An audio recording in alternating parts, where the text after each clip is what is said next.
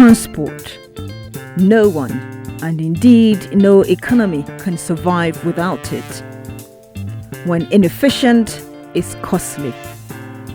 In mostly developed countries, it seems a much more organized system that comes with trains, buses that run on time, and trams in the city help in reducing the stress of using private vehicles, especially during peak hours.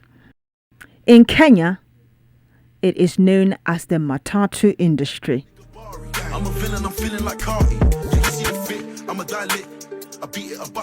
It is equally chaotic, and the loud music in those rickety, artistically expressive looking buses could roast your brain. To be precise, in the capital city, Nairobi. We are just right here at Tamboya. It's part of the central business district here in Nairobi, in Kenya. It's one of the busiest places where you would find a lot of these matatus. Well, in Ghana, you would call them your trotro, but here in Kenya, they are called matatus. There's something unique about a matatu when you find it.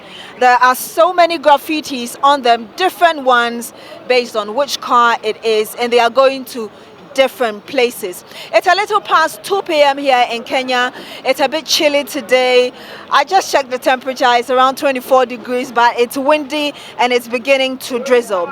Right behind me, you would see gentlemen trying to load their vehicles, what I just talked about, the matatus.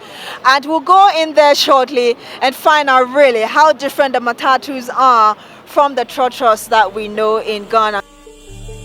Hi and welcome to NTV and Asase. Yeah, thank you very much. My name is Eddie. Okay. Yeah. So where are you going? I'm going to Donholm Greenspan Estate. That's where I live. I'm from work.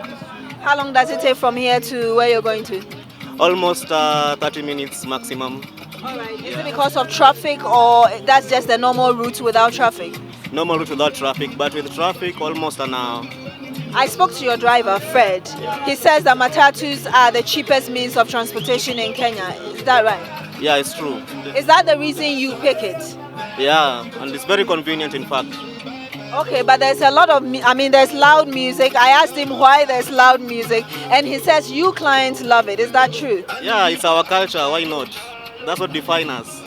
Yeah, it's our culture. We're proud of it. In fact, without it, we can't travel. We can't really commute. Okay, so for the matatus, we do it a lot, and some commotions. Sometimes you find that it's the rush hour, you have to struggle and climb them, yeah. How inconveniencing is it for you in terms of, or when you talk about struggling?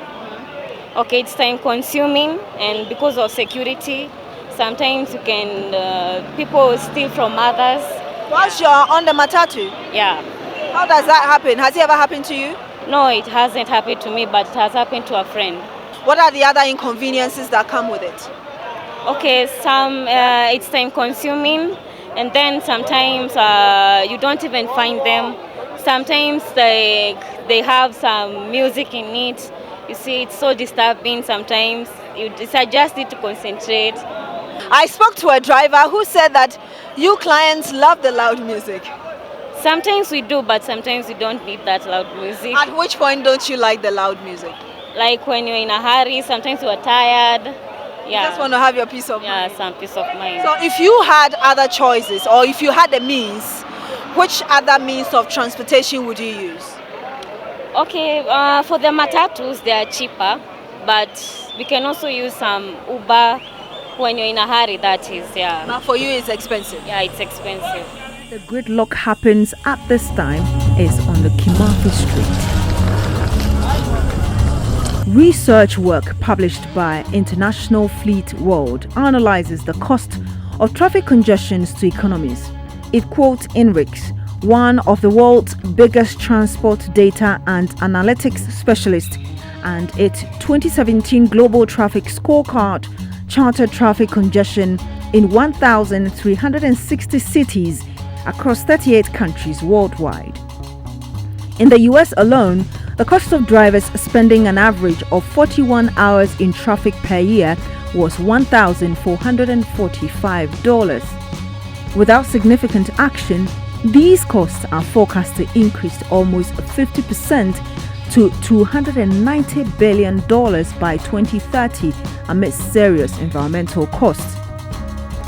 An economic analysis of traffic congestion in Nairobi, Kenya in 2014 by Charles Chama estimated the cost of this phenomenon with its related wastages at 163.2 billion shillings, equivalent to over $20 billion annually.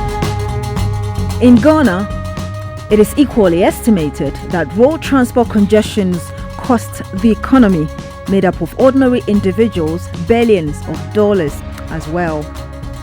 In a number of developing countries, including Ghana, governments are trying to expand road networks to help ease traffic on the road.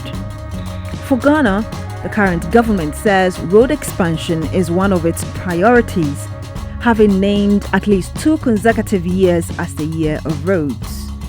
But it seems the efforts of the various governments are not catching up with the reality on the ground. There seems to be other better ways and less chaotic means of transportation. First is the expressway in Nairobi. It's a 27-kilometer toll road connecting the Jomo Kenyatta International Airport to the country's Westlands area. The project started in 2019 and was commissioned under a public-private partnership between the government of Kenya and China Road and Bridge Corporation. We have achieved despite the crisis of COVID that we face. So mine really is to thank everybody, thank the ministry, thank the contractor, thank the Chinese government, thank all who have been involved, thank the security agencies. This is not the only means of convenient transport in Kenya. Whilst Ghana's train system is suffering, the latter seems to be making a headway. The train is the most convenient. How reliable are they in terms of their services? They are very reliable. The only challenge with the train is that we only have 3 routes from Nairobi. So if you are within those 3 routes, you can use the train. Nairobi to where and where? Nairobi to Thika, Nairobi to Kikuyu, Nairobi to Athi River.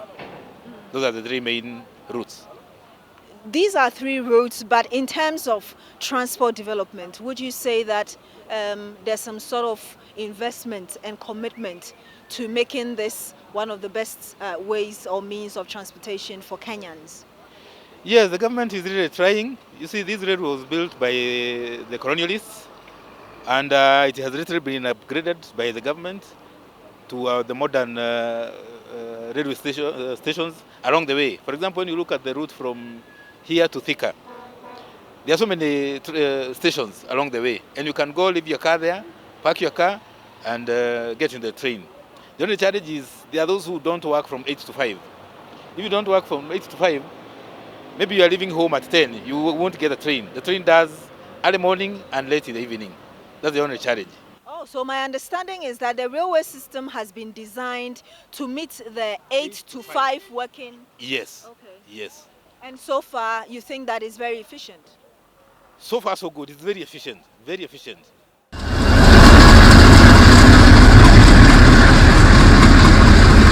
As you may be aware, in October 2022, the Ghana Railway Company Limited, through its General Secretary, Godwill Intama, begged President Akufo-Addo to give serious attention to the sector before it collapses. The workers had no cash to buy fuel to run the manganese freight and the diesel multiple unit passenger train. That meant parked trains. The problem has also been compounded by heavy debts, including non-payment of salaries at the time. A more political will, probably over the years, would have given Ghana a different story, perhaps today. My name is Beatrice Edu, NTV, Nairobi, Kenya. Asasi News, Accra, Ghana.